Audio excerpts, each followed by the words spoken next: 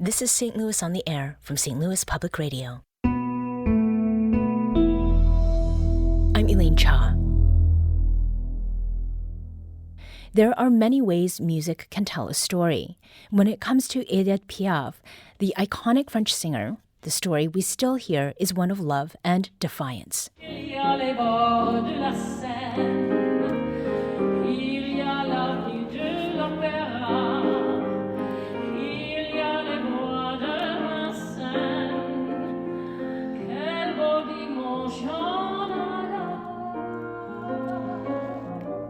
Now, that is not actually Edith Piaf, though that is Piaf's music. It's another renowned vocalist, and next month, audiences here in St. Louis will have a chance to enjoy her interpretation and celebration of the music of Edith Piaf.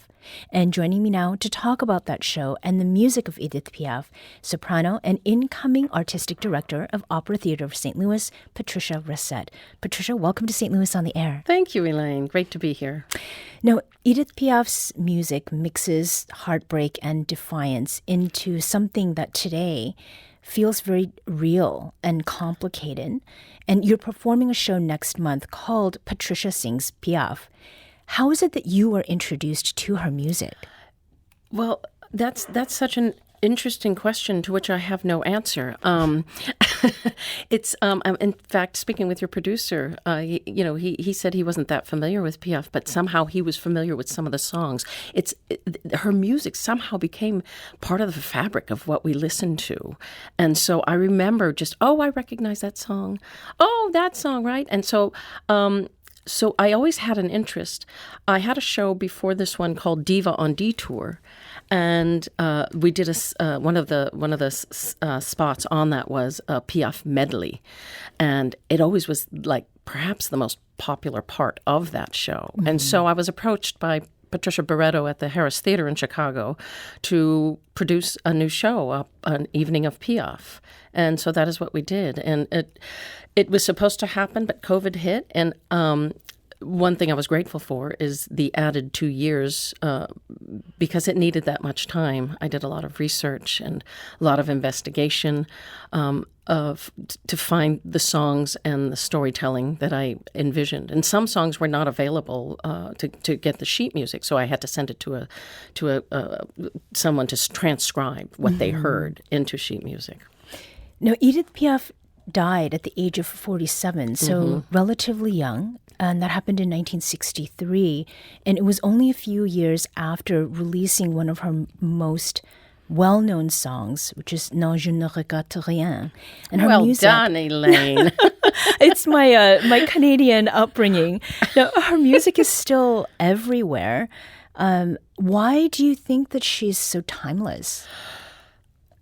She manages to deliver and delve into a story in a way that draws us to her story, but yet still lets us imagine our own. And I find that so incredible. The visceral portrayal that she digs into the meaning, it just seems to come from her core, and it speaks to anyone, I think, that hears her. So I think her artistry, basically, you know what? She turned her pain into absolutely unforgettable music and had a very distinct way of delivering and being present in that delivery. So you've spent more than 30 years performing in opera, and there is a very different kind of singing than the sort that Edith Piaf did, right? Indeed. So making that switch vocally, how did you do that? Well, I'm glad you asked that question. I didn't make a switch. I started out with this stuff. My singing began with cabaret, with jazz, and with this sort of French chanson through the cabaret Piaf-esque style. That's something that drew me to singing anyway. So, frankly, my 35-plus year career as an opera singer was the interloper.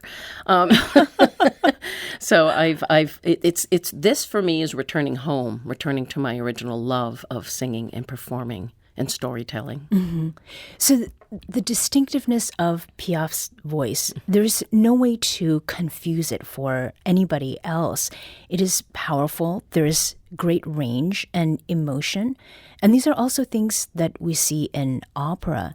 But what is it that stands out to you about Piaf's voice, but also what you have seen of the way that she delivered what she did?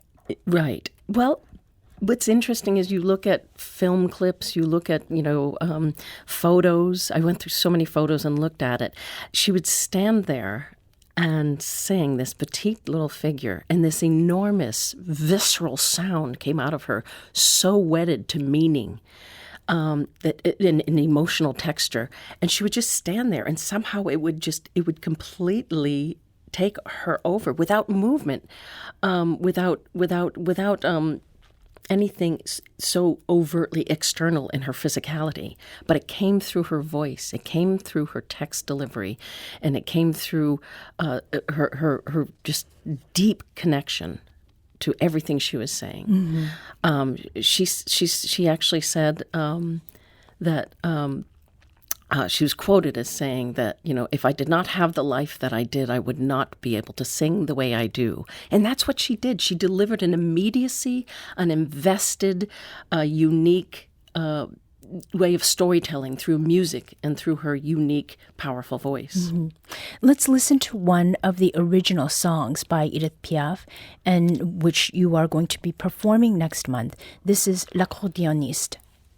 Que la vie sera belle, ils seront de vrais pachas, et tous les soirs pour elle, il jouera la java. Elle écoute la java qu'elle fredonne tout bas, elle revoit son accordéoniste, et ses yeux amoureux suivent le jeu nerveux, et les doigts secs et longs de l'artiste. Ça lui rentre dans la peau par le bas, par le haut, elle a envie de pleurer cette musique, où son être étendu, son soufflet suspendu, c'est une vraie tordue de la musique. That was Edith Piaf singing her 1940 hit, L'accordéoniste.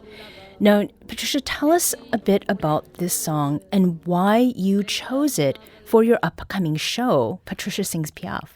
Well, this is one of the many songs that are on the show, but this piece is first of all, the female protagonist is in love, enamored of an accordion player, and so it tells the story of a prostitute who dreams of escaping her harsh reality, basically through the music and the way he plays it.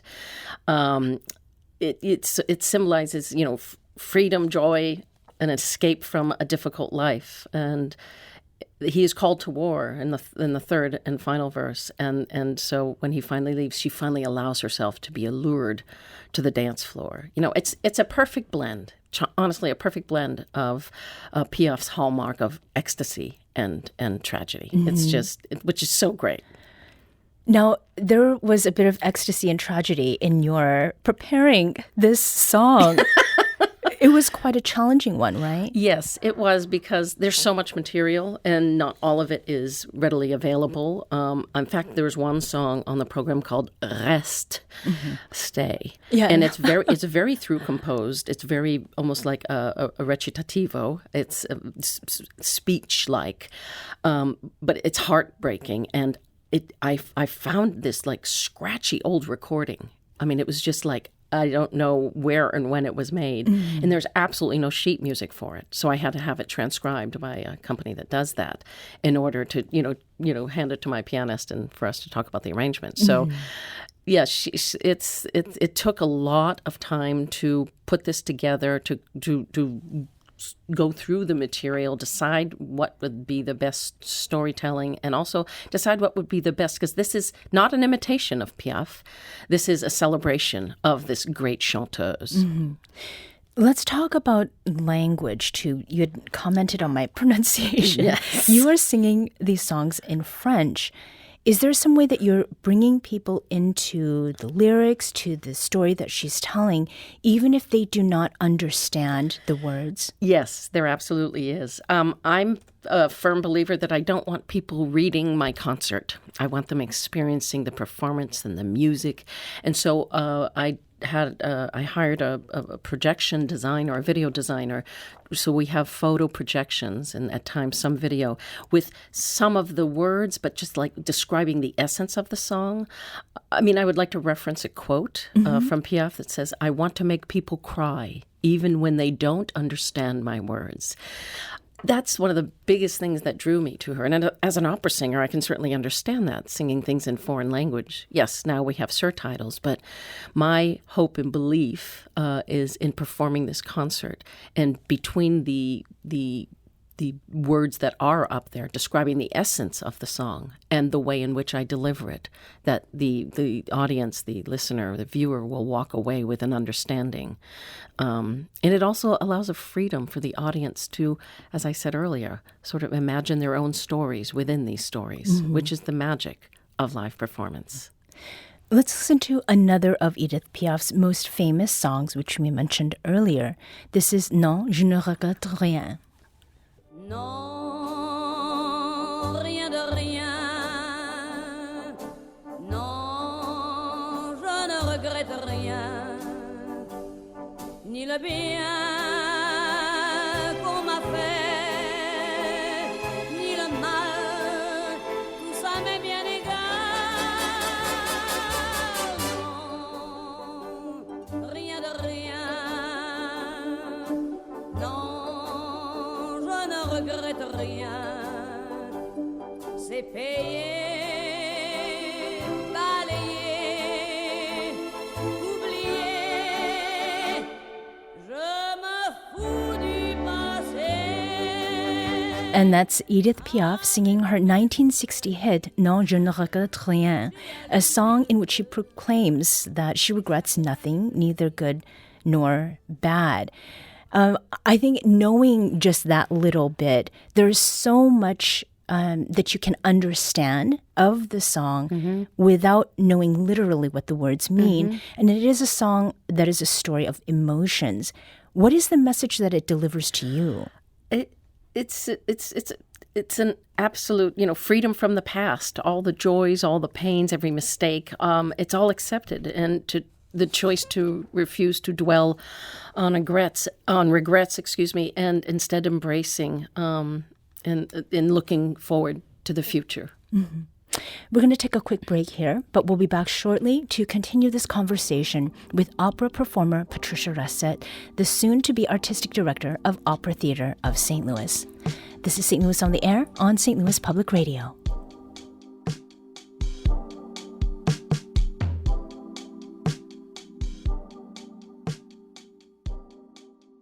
This is St. Louis Public Radio. Support comes from Parrot Corporation, a general contractor seeking professionals who want to make a difference in the community.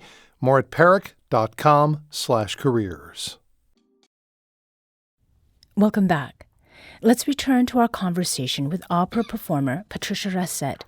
Before the break, we were talking about her upcoming show, Patricia Sings Piaf, which celebrates the music of Edith Piaf. Now, Patricia, I think we'd be remiss if we did not talk about all that you have done, the time and the energy that you have spent in your career celebrating the music of your fellow artists. And for years, you have worked as an artistic director for young singers. And starting October 1st is when you're stepping up into this new role as the artistic director of the entire Opera Theater of St. Louis. What does this change mean for you, and what do you want it to mean for St. Louis? Well, I thoroughly have enjoyed my tenure with this company for the past 6 years now as the artistic director for the Young Artist programs. I mean, it was not a position that existed before Andrew Jorgensen invited me to run the program, excuse me, in which I implemented some changes and kept building on our excellence. When I was appointed as artistic director for the entire company, it really, for me, is taking all those values, those skills, those the vision for the young artist and sort of broadening my arms around the company artistically as a whole. And so I'm really excited. I've been sort of functioning as designate, which is jokingly through the season I would always make that silent. Artistic director designate. But I've already delved into the work, and I've had a hand in 26 titles and going forward and whatnot. So it's really the opportunity to continue my work with a company that I know, with people that I know, and with a team that I think is beyond excellent, and being able to navigate these very challenging times. But we are a creative art form, so I'm confident that we can be creative in our steps going forward. How has working with young artists maybe changed the way that you approach your work, whether it's as an opera performer or as a director? And by the way, I made my directorial debut here in 2018. Right, and so right. now I'm directing quite a bit, and I will be directing pretty much every season. So I'm excited about that. I call it, experiencing this amazing, incredible, complex art form from the other side of the curtain. I love having a hand in the narrative of the entire piece, not just a singular role. But my experience as a performer for the past 35 years really put me in a prime position to impart, if I may say, my wisdom and my skills about how this should be realized. It's such an incredibly virtuosic endeavor.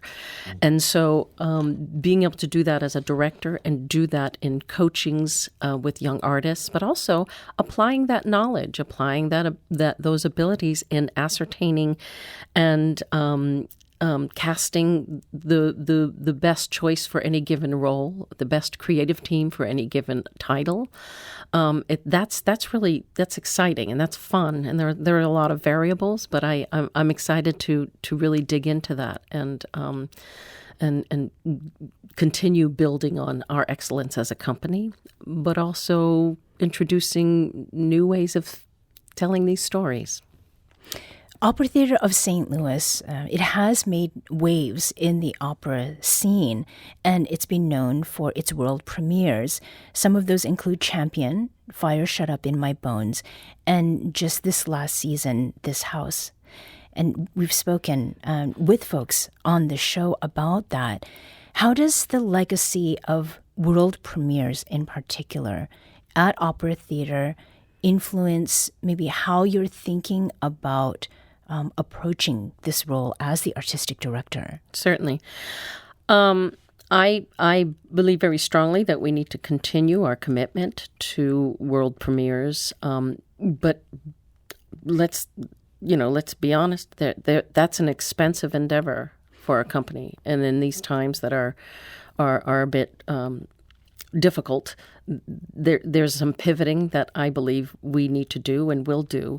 We still will have world premieres, perhaps not every year, but what I think would be well worthwhile is introducing a second showing of a world premiere that's either been done with us or at another company. There's so many world premieres that happen, and the whatever company approaches that composer and says, "Oh my goodness, I loved that. What would you like to write for us?" So we have a lot of single runs of these pieces, and I think it's important. I think it's incumbent on an artistic organization to keep revitalizing the operatic canon. We love our Bohème, we love our Traviata, but we need to keep these pieces that have been known and registered successes and reinvigorate them and keep infiltrating the canon so that we give that another life. For example, I did Tobias Picker's Emmeline in 1996 in Santa Fe, New Mexico, and it was a big hit. So companies approached Tobias, and he had other commissions for other titles. I'm happy to say, though, Emmeline did end up getting a few more opportunities, including here at Opera Theatre of St. Louis. But there are too many one-offs, as I call them. And I think that is a way to continue with our mission and our commitment to new works, but perhaps a little friendlier on the budget. Mm-hmm. And understanding that it takes time for moves to start being made and to bring something in. Does this mean that Opera Theater is going to be bringing back one of its previous world premieres? I'm looking into it. Okay. Any hints about maybe? No, not yet. I'm still in the investigatory phase of that, but I think it's a worthwhile consideration. And again, I'll say not only our new commissions, but other companies as well, where we can give it a second chance, a second run, a second look. Yeah. And so I'm excited about that possibility. But no, I cannot give you any concrete information at this time. You'll just have to have me back, Elaine. This is true. Our executive producer would love to see Champion from 2013 come back. Okay. And I had a very young child, a baby, when I saw part of Fire Shut Up in My Bones. So I had to leave before getting to see the rest of it. So that's okay. Also So one. I'm taking requests. Okay. Champion and Fire Shut Up in My Bones. Okay. Email us at talk@stlpr.org. So as the artistic director now of Opera Theater, you're going to come across many different works, many different stories, and I know that stories are something that really compel you. What are the operas that you, Patricia Racette, are most interested in telling? Though that's a broad question. I like to offer a balanced diet in terms of emotional tone, musical style. It's nice to, it's difficult, but it's nice to include something upbeat, and so that's a very complex puzzle. If I just was able to say, oh, okay, here's the season I want, but then you have so many other considerations, right? You have to, and it's not just budgetarily. It's just you have so many other considerations to balance that. So I'm pretty much, very much an open book about what we're considering. But one thing that I am putting into play, and I can be accused because this is from whence I came, sort of more of a cross-genre thing. For example, this year we're doing Light in the Piazza. And I think offering something different like that will be very exciting. It is for me, and I understand there's been enthusiasm about it since our announcement. So I think offering other genres is a wonderful idea. My intention is also, and these are early days still, I think collaborating with our community partners is an exciting idea. And so I want to investigate that. And that these efforts will help define and drive which titles we absolutely end on. So that's sort of what I'm looking at. I mean, we always want to sort of try and present a very well-known piece. We want to present something new, something different. We don't mind if we present something that's a little off the beaten path. So we're looking at all the criteria, but then the once you get to the specific list of titles that you're narrowing down, you have to look at all the practicalities in presenting that. The saying through the industry for life has always been, you don't do a Tosca if you don't have a Tosca. So it's considering many, many moving parts, the cast, the creatives, the title, the audience, the budget, the box office. Excuse me. Yes. Well, there's a lot of work ahead, and we're glad that you're coming to help with that. Patricia Racette is opera soprano and stage director and the incoming artistic director of Opera Theater of St. Louis. Patricia, thank you so much for joining us, and good luck with your concert next month. Thank you. I hope to see many, many, many people there. Okay. Thank you. So lovely to speak with you, Elaine.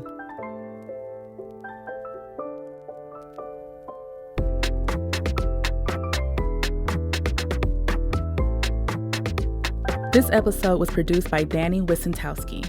Audio engineering and podcast design by Aaron Dorr. Our executive producer is Alex Hoyer. St. Louis on the Air is a production of St. Louis Public Radio.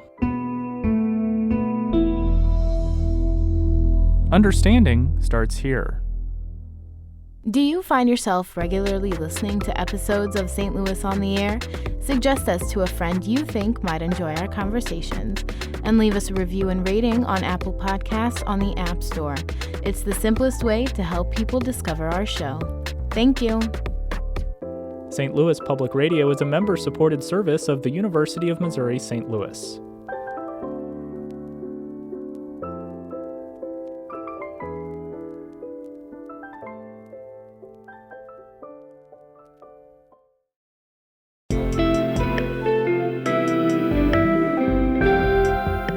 The Gateway brings you the day's news each weekday from around the St. Louis region and the state capitals in Jefferson City. Our schools are accredited. We don't need this bill. And Springfield. How many more years must pass before lawmakers see time is of the essence? I'm Abby Larico. Join me each weekday for The Gateway on the STLPR app or wherever you get podcasts.